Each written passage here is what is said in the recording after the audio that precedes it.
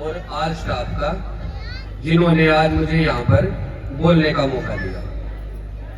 क्योंकि कहते हैं स्कूल विद्यालय से बड़ा कोई मंदिर नहीं जहाँ पर देश का भविष्य बनाया जाता है, और जो भविष्य ही किसी देश की नींव रखता है। तो आज छठी क्लास वाले बच्चों ने जो यहाँ पर शहीद भगत सिंह की याद दिलाई, 1 मिनट तो मैं उनके बारे में बोल देता हूँ। उन बच्चों का परफॉर्मेंस देखकर आज भगत सिंह की याद आ गई। भगत सिंह के बारे में कौन कौन भाई जानता है भाई? प्लीज एक बार मेरे को ध्यान से सुनना, बाद में आप थोड़ा सुनोगे मेरे को। भगत सिंह को कौन कौन जानता है भाई? 23 साल 5 महीने और 23 ही दिन का वो लड़का हमारे देश में शहीद हुआ था। सभी को इतना तो पता होगा। और दूसरी बात है, शहीद भगत सिंह को आज तक हमारा शहीद का दर्जा नहीं दिला पाए। आज भी उन्हें आतंकवादी बोला जाता है। दूसरी बात, शहीद भगत सिंह को जो फांसी हुई थी वो असेंबली में गोला भगाने के कारण हुई थी, और उन्होंने जो गोला भगाया था वो ऐसी जगह भगाया था जहां पर किसी को कोई चोट नहीं लगी थी, और उसके बाद वो वहां से भागा भी नहीं था।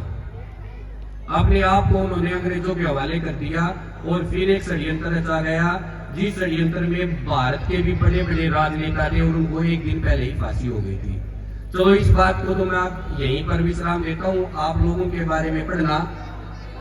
अब बच्चों के बारे में बताता हूं। बच्चों ध्यान देना भी, आज के दिन जो हमारा देश का भविष्य है, जो ये छोटे छोटे मासूम फूल है, बच्चे हैं हमारे, ये फोनों पर बहुत ज्यादा ध्यान देने लग गए। और फोन के कारण ही 3 से 4 दिन पहले गाजियाबाद में 3 बहनें थी। 3 बहनों ने एक गेम खेलती थी वो लॉकडाउन के टाइम से, और उनका अगला टास्क था छलांग लगाने का। तो उनका माइंड इतना गुलाम हो गया उस फोन का, और उन तीनों लड़कियों ने छत पे जाकर, तीनों बहनों ने सुसाइड नोट में भी लिखा कि माता पिता मुझे माफ कर देना, हम अपना अगला टास्क पूरा कर रहे हैं। और तीनों बच्चियों ने छत से छलांग लगा दी, और तीनों की वहीं पर डेथ हो गई। उसका कहीं ना कहीं कारण कौन है? माँ बाप। अगर ना हो तो मेरे को बताओ भाई। आज के दिन माँ बाप शॉर्टकट रास्ता अपना रहे हैं। मेरी बहन, मेरी माता, इस बात से नाराज मत होना, क्योंकि बाप का कम, माँ का ज्यादा।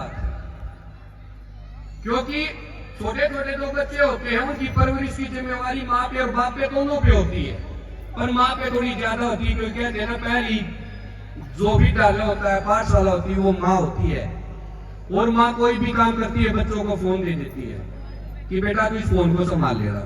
उस फोन ने हमारे दिमाग को क्या कर दिया? गुलाम बना लिया, और हम गुलाम हो चुके हैं। आपके मन में अब जो बात है, आपके पास फोन होगा, आप सोचो दिमाग में 5 मिनट बाद फोन ऑन कर लेना, यूट्यूब निकाल लेना, अपना इंस्टाग्राम निकाल लेना, वही वीडियो पाएगी आपको। क्योंकि गूगल ने क्या कर दिया? हमारे माइंड को पढ़ना स्टार्ट कर दिया। हम उस फोन के चक्कर में इतना अंदर तक, मतलब अपने आप को इतना बिजी कर दिया फोन में हमने, कि हम सब कुछ, रिश्ते नाते, ऊंच नीच, घर परिवार, सब कुछ भूल गए। हम थोड़ी देर पहले, मैं बैठे बैठे सोच रहा था कि बच्चे आईपीएस बनने के लिए ऊपर हाथ उठा रहे थे। बेटा आईपीएस ऐसे नहीं बना जाता। आईपीएस के लिए आपको नंबरों की जरूरत नहीं कि 90-95 नंबर चाहिए %। आईपीएस के लिए आपको अपना कंटेंट क्लियर होना चाहिए। जिसको आप रेक्टिफिकेशन लगा के पढ़ रहे हो, वो चीज आपको उंगलियों पे ऐसे याद होनी चाहिए। और वो कब चीज याद होगी? जब हर चीज को एक कहानी बनाकर, एक मजा लेकर पढ़ोगे। किताबें सबसे अच्छी दोस्त होती है हमारी, और किताबों को दोस्त बनाते हैं कौन? आपके टीचर, जो आपके ऊपर इतनी मेहनत करते हैं। ऊपर जाके फिर आपके माँ बाप आप पे मेहनत करते हैं। सबसे ज्यादा आपका अपना दिल, आपका अपना मन आपको IAS IPS बनाएगा। 1918 में भी, वही मैं गलत हूं तो सॉरी, हमारा पहला विश्व युद्ध हुआ 14 से 18। उसके बाद हमारा दूसरा विश्व युद्ध हुआ 1939 से 45। उसमें दो देश जापान और जर्मनी बिल्कुल खत्म हो गए थे, क्योंकि जापान पे तो परमाणु बम गिरे गए थे। मैं भी किसी को याद ना हो तो बता देता हूं, बम्बों के नाम की लीटर को एरोफंसन था। ये बातें मुझे इसलिए याद है क्योंकि मैंने जो पढ़ा है वो दिल से पढ़ा है, और आज से नहीं 20 साल पहले पढ़ी थी ये बातें।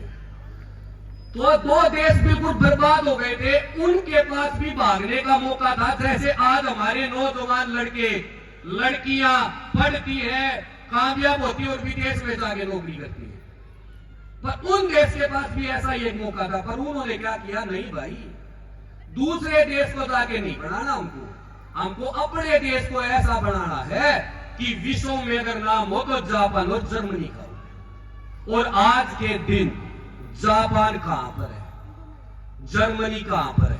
दूसरे विश्व युद्ध का निकाल के गूगल पे देख लेना कि जर्मनी की क्या हालत हो गई थी। फिर वहां के नौजवान बच्चों ने ही साथ दिया और वहां के बुद्धिजीवी आदमियों ने ही साथ दिया, और आज वो देश कहां से कहां चला गया। तो मेरा आपसे बस हाथ जोड़कर यही विनती है, इस स्कूल में आपको पढ़ने का मौका मिला है, इतना अच्छा यहाँ का स्टाफ है, तो दिल से आप स्टाफ का साथ दो और बच्चों घर जाके पढ़ा करो। 10+2 में हम भी हुए थे, आप भी हो, 10th क्लास में भी थे हम, तो हम भी पढ़ के ही यहां पर आए हैं। हमारे उस टाइम पे इतने संसाधन नहीं थे पढ़ने के, हम तो साइकिल पे जाते थे। पर हम जो पढ़ते थे ना 10+2 की, जो अब भी पूछ लो आप, ज्योग्राफी पॉलिटिकल, ये 2 सब्जेक्ट थे मेरे पास।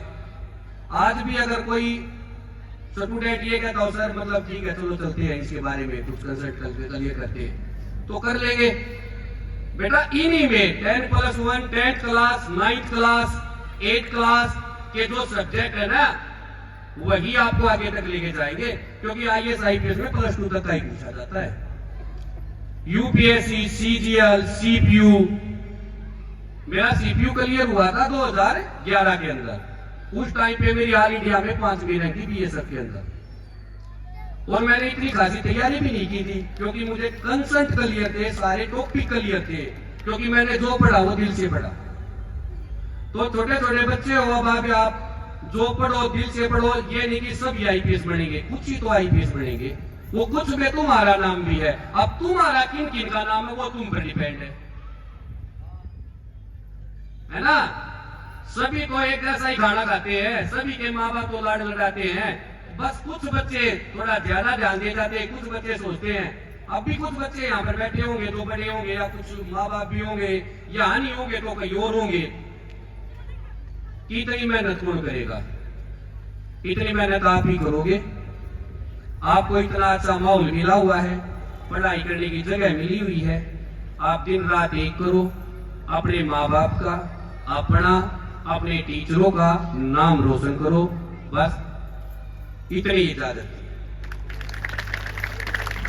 तो सारे भाई इस बात का कहना मानो, ठीक है। जय श्री राम सारे भाई। Thank you.